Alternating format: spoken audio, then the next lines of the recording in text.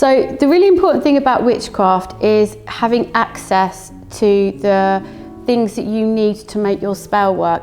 And everything that I've shown you here, or I'm going to show you, is really easy accessible to anybody, and it doesn't have to cost a lot of money.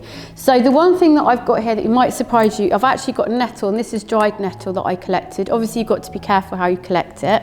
But nettle is really, really good for dispelling negative energy. Now the reason I've got it in this jar is that witchcraft is very independent to each person. So you're meant to have fun. It's not meant to be serious, you're meant to have fun. And every energy that you put, or the energy that you put into your work, is what makes the bit more powerful. So nettle, that's one really good thing.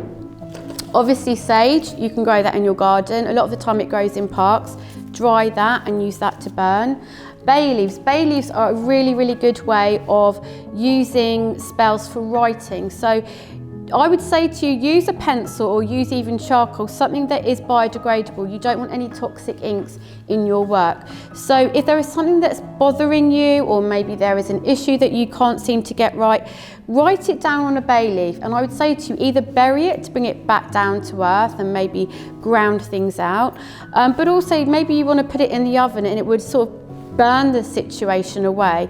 And with that heat, or it would represent fire, that's about trying to make a negative into a positive. Another one we've got here is rosemary, and rosemary is a really, really good herb because it's really, really tough. And what I use this for is I put it at the edge of my table when I'm doing spell work or I'm doing readings, but also if I'm trying to repel negative energy, put it in the corners of your house. It's so beautiful as well because it smells so nice.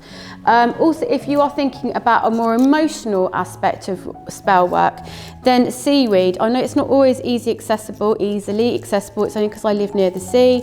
But dried seaweed, using this in your spell work, or even a shell, and that is to represent emotions, that is to repel negative emotions or bring happier emotions to you as well.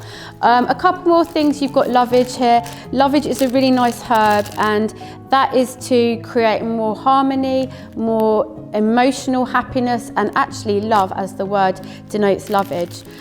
Juniper berries. Juniper berries you can actually pick and dry yourself, but also they are really, really good to create psychic protection.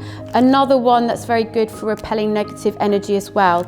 All you need to do is add whatever it is you feel into your jar. You can write it on your bay leaf. Just make it what you feel is relevant to you. Either put it in a jar or burn it. And sometimes it'd be a good idea to sometimes use a tarot card as well to help you harness that energy and give you that focus to meditate that spell on.